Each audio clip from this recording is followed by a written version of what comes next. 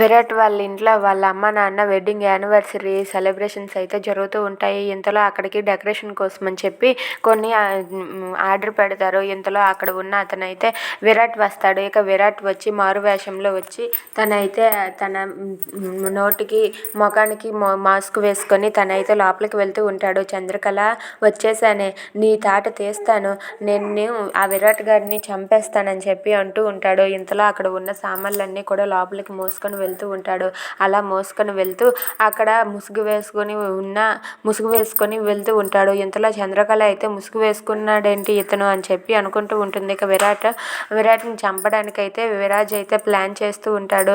అలా తనైతే విక్రమ్ ప్లాన్ చేస్తూ ఉంటాడు. విక్రమ్ ప్లాన్ చేస్తూ తనైతే లోపలికి వెళ్తాడు. ఇంతలో అక్కడ ఉన్న మధుని తీసుకొని విరాట్ అయితే పక్కకు వెళ్ళి మధుతో ఇలా అంటూ ఉంటాడు. ఏంటి మధు, నీ మనసులో నిజంగానే నేను లేనా? నీ మనసులో నేను లేకపోతే సరే వదిలే, కానీ నీ మనసులో నేను ఉన్నానని నాకు తెలుసు.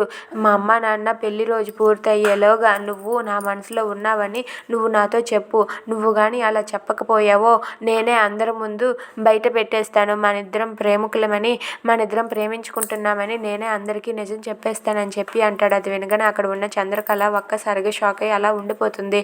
అవును, నువ్వు కానీ నిజం చెప్పకపోతే నేనే అందరి ముందు అనౌన్స్ చేసేస్తాను, తర్వాత నీ ఇష్టం అని చెప్పి విరాట్ అంటూ ఉంటాడు. అది వినగానే మధు అయితే ఒక్కసారిగా షాక్ అయ్యి అలా ఉండిపోతుంది.